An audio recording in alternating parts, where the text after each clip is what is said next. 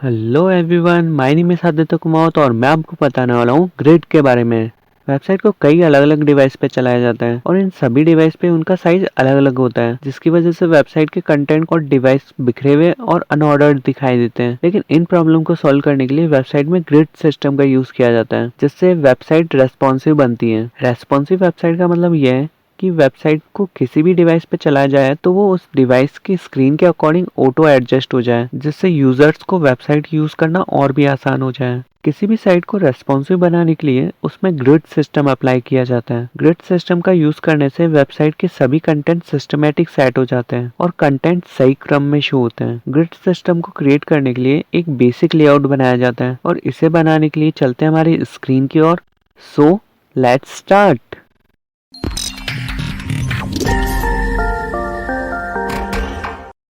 सबसे पहले VS code open करेंगे, न्यू फाइल क्रिएट करेंगे, इसे सेव कर देंगे cssgrid.html नाम से। यहाँ से लिखना शुरू करेंगे doc type HTML, HTML, head, title, title में लिख देंगे CSS ग्रिड, बॉडी, बॉडी में एक डिव क्रिएट करेंगे जिससे क्लास दे देंगे कंटेनर। इसके अंदर एक और डिव क्रिएट करेंगे जिससे क्लास दे देंगे रो। अब हमें यहाँ पे कई सारे डिव बनाने हैं, उसके लिए यहाँ लिख देंगे div dot call column dollar multiply 8, यानी कि हमें ये 8 टाइम रिपीट करना है और जहाँ हमने डॉलर लिखा है उसकी जगह काउंटिंग आ जाएगी। सेव करेंगे और अब इसे फाइल लोकेशन से एक्सेस कर लेंगे। ये आ गए वो सारे डिव जो अभी हमने क्रिएट किया है। अब हम इन पे CSS अप्लाई करेंगे। यहाँ लिख देंगे स्टाइल। अब सबसे पहले कॉल नाम की क्लास को डिक्लेयर कर रहे हैं। यहाँ लिख देंगे background colour #d3 d2 d1। Save then refresh. इन सभी पे बैकग्राउंड कलर अप्लाई हो गया है। अब इन पे बॉर्डर रेडियस अप्लाई करेंगे। यहाँ लिख देंगे border radius 2 pixel. Save then refresh. ये बॉर्डर रेडियस भी अप्लाई हो गया है। अब इन सभी में हमें पैडिंग चाहिए। यहाँ लिख देंगे padding 10 pixel. Save then refresh. अब इन सभी सेल्स की पैडिंग 10 पिक्सल अप्लाई हो गई है। अब हमें इन सभी का बैकग्राउंड अलग अलग चाहिए, तो उसके लिए इन सभी डिव के अंदर क्लास दे देंगे। इन सभी को एक साथ सेलेक्ट कर लेंगे।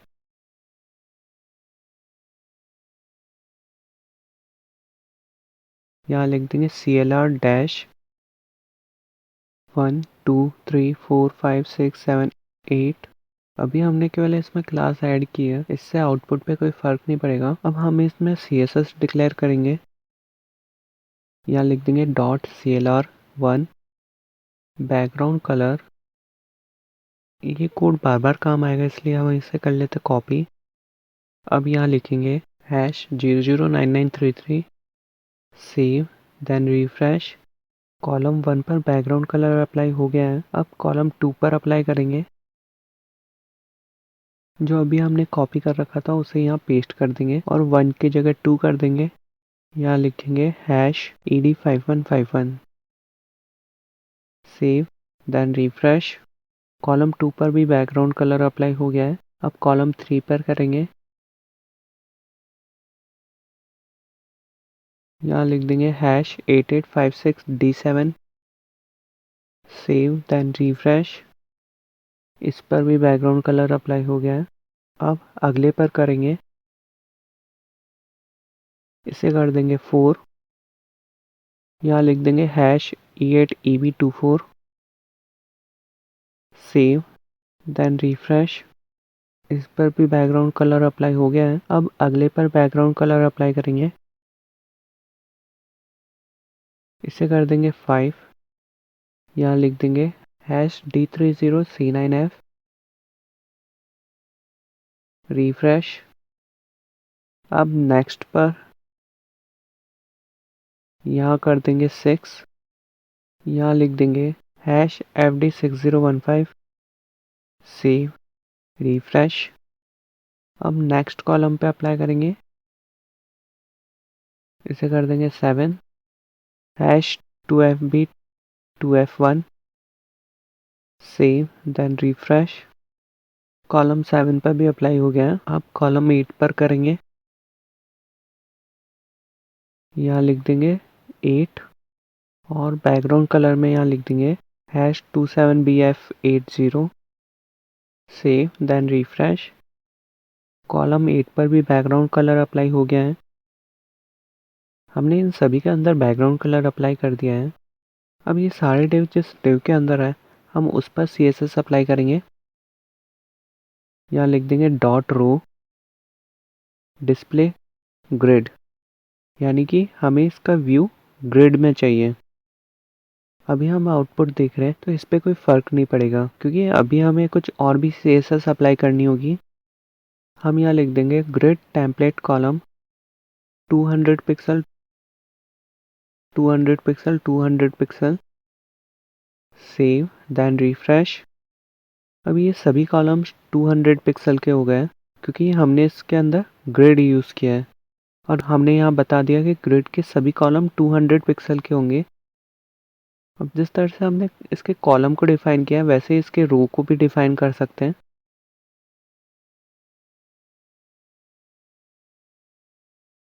उसके लिए हमें यहाँ पे कॉलम की जगह केवल रो लिखना है, सेव, देन रिफ्रेश। अब इनके रोज में भी 200 पिक्सल का गैप आ रहा है। अब हमें सारे कॉलम्स इक्वल फ्रैक्शन में चाहिए ताकि ये पूरी स्क्रीन कवर कर ले, तो उसके लिए हमें इनके अंदर वैल्यूज चेंज करनी होगी।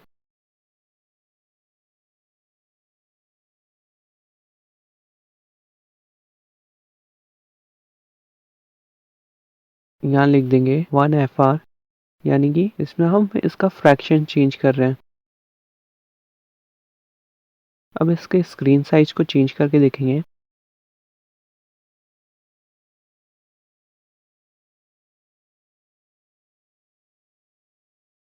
अब इसे छोटा या बड़ा करने पर ये अपने आप एडजस्ट हो रहा है। अगर किसी भी कॉलम्स को बड़ा करना है तो उसकी वैल्यूज चेंज कर देंगे, जैसे कि यहाँ पर हम लिख देंगे 2 फ्रैक्शन, सेव, देन रिफ्रेश। अब ये 2 फ्रैक्शन में यहाँ पर इसने इतनी जगह ले ली, यानी कि इसका डबल, और बाकी सब में 1 फ्रैक्शन है, इसलिए वहाँ पर जगह कम आ रही है और यहाँ सेंटर में 2 फ्रैक्शन आ रहा है, यानी कि यहाँ पे स्पेस ज़्यादा कवर होगा। अब इसे वापस 1 कर देते हैं, सेव, देन रिफ्रेश। अब हम इसी कोड को दूसरे तरीके से भी लिख सकते हैं, जिसके अंदर हमें केवल एक बार मेंशन करना होगा। यहाँ लिख देंगे रिपीट 3, यानी कि हमें 3 कॉलम्स चाहिए। 1 फ्रैक्शन, यानी कि हम 3 कॉलम बना रहे हैं जो कि 1 फ्रैक्शन के होंगे। Save, then refresh. यहाँ आउटपुट पे हमें कोई डिफरेंस नज़र नहीं आएगा, क्योंकि पहले वाले कोड और इस वाले कोड का मतलब सेम है। अब हमें इसमें कॉलम्स और बढ़ाने, तो हमें केवल यहाँ वैल्यू चेंज करनी होगी। यहाँ 3 की जगह 4 कर देंगे, सेव, देन रिफ्रेश। अब ये 4 कॉलम्स आ रहे हैं। अब हम कॉलम 1 के अंदर कुछ लाइंस लिख देंगे।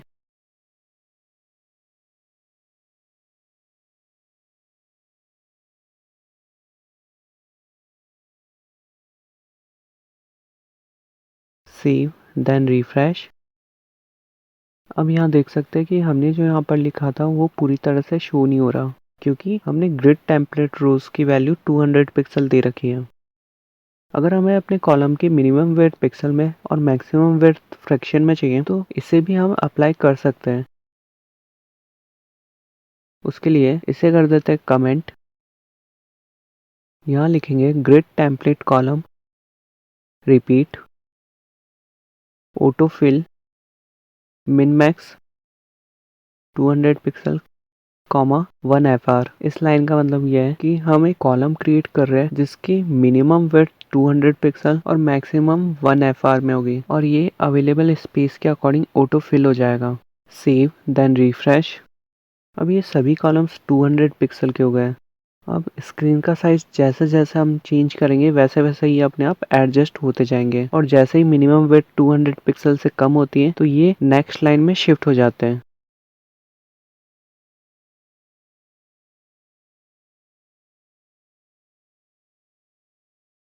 अब हम इसे वापस पहले जैसा कर देंगे, कमेंट हटा देंगे और इसे कमेंट कर देंगे,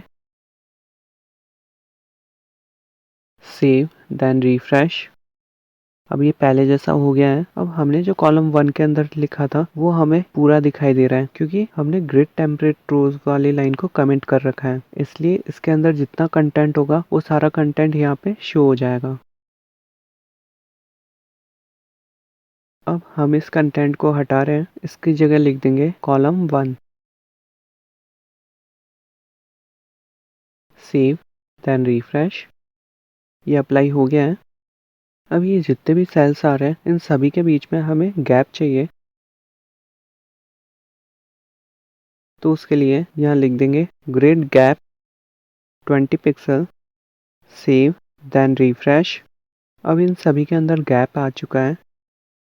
अब इन सभी कॉलम्स के बीच में जो गैप आ रहा है उसे चेंज करेंगे। यहाँ लिख देंगे column gap 10 pixel, save, then refresh. अब इन सभी कॉलम्स के बीच में 10 पिक्सल का गैप आ गया। अगर हम इसे 100 पिक्सल करते हैं तो ये कुछ ऐसा दिखेगा। इसे वापस 10 कर देते हैं। अब ये पहले जैसा हो गया। अब यहाँ पर जितने भी सेल्स है उनकी रोज के अंदर हमें गैप चाहिए, तो उसके लिए यहाँ लिख देंगे ग्रिड ऑटो रोज 100 पिक्सल, सेव, देन रिफ्रेश। अब यहाँ पे जो कंटेंट है उसके अंदर 100 पिक्सल का गैप आ रहा है। जिस तरह से हमने रोज के अंदर दिया है वैसे ही हम कॉलम्स में भी दे सकते हैं। यहाँ लिख देंगे grid auto columns 50 pixel, save, then refresh. अब ये कॉलम्स पे भी अप्लाई हो गया है। अब हमें जो इसके रो का साइज है वो मिनिमम तो हमें 100 पिक्सल चाहिए और मैक्सिमम उसके कंटेंट के अकॉर्डिंग चाहिए, तो उसके लिए हम इसे चेंज करेंगे। यहाँ लिख देंगे मिन मैक्स 100 पिक्सल ऑटो, और इसमें भी यही कोड अप्लाई करेंगे। यहाँ कर देंगे 10 पिक्सल, सेव, देन रिफ्रेश। अब यहाँ पर मिनिमम तो 100 पिक्सल की विड्थ होगी और मैक्सिमम उसके कंटेंट के अकॉर्डिंग चेंज होगा। अब हम इन सभी सेल्स के गैप को रिमूव करेंगे, तो उसके लिए इसे कर देंगे कमेंट, सेव, देन रिफ्रेश। अब यहाँ पे सभी तरह के गैप रिमूव हो गए। इसे वापस पहले जैसा कर देंगे। अब इसे इंस्पेक्ट करके देखेंगे। अब रो के अंदर जब हम इसे इंस्पेक्ट कर रहे हैं तो यहाँ लिखा हुआ आ रहा है ग्रिड। ये यहाँ पे हमें इसलिए शो हो रहा है क्योंकि हमने इसमें ग्रिड यूज किया है, अदरवाइज ये किसी दूसरे डिव पर शो नहीं होगा। और अब जैसे ही हम इस पे क्लिक करेंगे तो यहाँ पे हमें ये पूरा ग्रिड शो होने लग जाएगा। यहाँ देख सकते हैं यहाँ पे रो और कॉलम्स के लिए नंबर्स दे रखे हैं। कॉलम्स के अंदर 1 2 3 4 5 और रोज के अंदर दे रखा है 1 2 3। इस तरह से रो और कॉलम्स के अंदर ग्रिड बन रहा है। अगर हम चाहे तो किसी भी कॉलम को कहीं पर भी सेट कर सकते हैं। उसके लिए हम कोड पर आते हैं, इसे क्लास दे देंगे कॉल1। अब इसकी क्लास को डिक्लेयर कर देंगे। यहाँ लिख देंगे डॉट कॉल1 ग्रिड रो स्टार्ट 2, यानी कि ये सेकेंड लाइन से स्टार्ट होगा। और अब लिखेंगे ग्रिड रो एंड 3। इसका मतलब यह है कि इसकी जो रो है वो 2 से स्टार्ट होगी और 3 पर एंड होगी। आप यहाँ देख सकते हैं कि 2 यहाँ पर है, 3 इस जगह, तो यानी कि ये नीचे वाली लाइन में शिफ्ट हो जाएगा। रिफ्रेश। ये ग्रिड के रोज में 2 3 के बीच में ये शिफ्ट हो गया है। अब जिस तरह से हमने रो के अंदर शिफ्ट किया है वैसे हम कॉलम में भी शिफ्ट कर सकते हैं। अब हम इसे राइट साइड में शिफ्ट करेंगे। पहले इसकी वैल्यू देख लेते हैं। हमें यहाँ पर कॉलम 2 3 के बीच में शिफ्ट करना है। तो अब आते हैं कोड पर।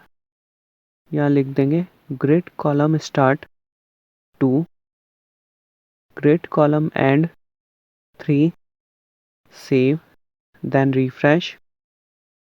अब ये राइट साइड शिफ्ट हो गया है। इस तरह से किसी भी कॉलम को कहीं पर भी शिफ्ट कर सकते हैं।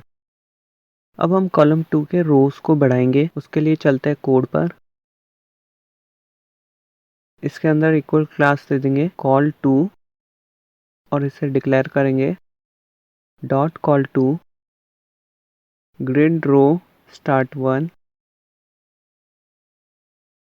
Grid row end 3 save then refresh.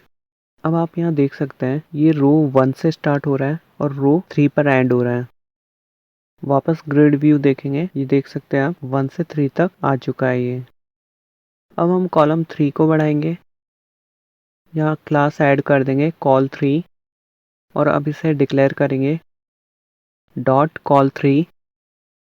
यहाँ लिख देंगे ग्रिड कॉलम स्टार्ट 2 और हमें कहाँ तक करना है, यहाँ लिख देंगे ग्रिड कॉलम एंड 4। हमें यहाँ 4 तक एंड करना है, इसलिए हमने यहाँ लिख दिया 4 सेव देन रिफ्रेश। अब आप यहाँ ग्रिड व्यू में देख सकते हैं कि हमने इसे 2 से स्टार्ट किया था और 4 पे एंड किया था, तो ये 2 से 4 तक पूरा स्पेस लेगा। अब इस तरह से कॉलम 5 में भी अप्लाई करेंगे। यहाँ एक और क्लास ऐड कर देंगे कॉल 5 और अब इसे डिक्लेयर करेंगे। यहाँ लिख देंगे dot col 5 grid row start 2 grid row end 4 save then refresh. अब ये इस पर अप्लाई हो गया है। अब इसकी रो हमें इस तरह से शो हो रही है। इस तरह से आप ग्रिड सिस्टम का यूज़ करके आप किसी भी तरह के ग्रिड अप्लाई कर सकते हैं और उसमें कंटेंट को रेस्पॉन्सिव बना सकते हैं। हम चाहे तो खुद का ग्रिड क्रिएट कर सकते हैं या फिर बूटस्ट्रैप को यूज़ कर सकते हैं। बूटस्ट्रैप में ये सब कुछ पहले से लिखा होता है, हमें केवल उनकी क्लासेस को यूज़ करना होता है। इस तरह से ग्रिड सिस्टम को यूज़ करके आप किसी भी तरह की ग्रिड बना सकते हैं और किसी भी कंटेंट को रेस्पॉन्सिव बना सकते हैं। ग्रिड सिस्टम को सभी वेबसाइट्स में यूज़ किया जाता है ताकि वेबसाइट रेस्पॉन्सिव बन सके। इस तरह से आप ग्रिड सिस्टम का यूज करके वेबसाइट को रेस्पॉन्सिव बना सकते हैं। हमने अपना ग्रिड लेआउट बनाया, लेकिन आने वाले टाइप में इसकी जरूरत नहीं पड़ेगी क्योंकि बूटस्ट्रैप के अंदर ये सारा काम पहले से किया हुआ होता है। हमें केवल इनकी क्लासेस को यूज करना होता है। अगर आपको ये नॉलेज अच्छी लगी तो वीडियो को लाइक करें, शेयर करें और सब्सक्राइब करके बेल आइकन भी ऑन कर लें। Thank you so much for watching this video. We will see you next time.